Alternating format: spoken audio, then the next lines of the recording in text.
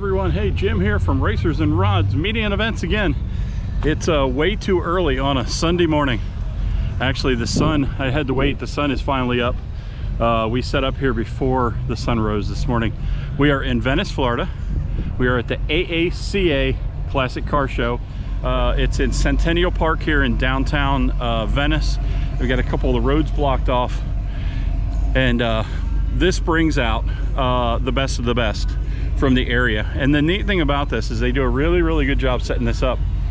And I don't know, let me walk down. So they have like all the 1920s and 30s cars all parked together here behind me. And then you've got the pre-war cars, you've got the 40s, 30 or 40s all here in a row. You've got all the Tri-5 Chevys together. You've got all the hot rods together. And you see a lot of cool cars today. Okay, check it out. Like, subscribe, do all that cool stuff. Hope you like it.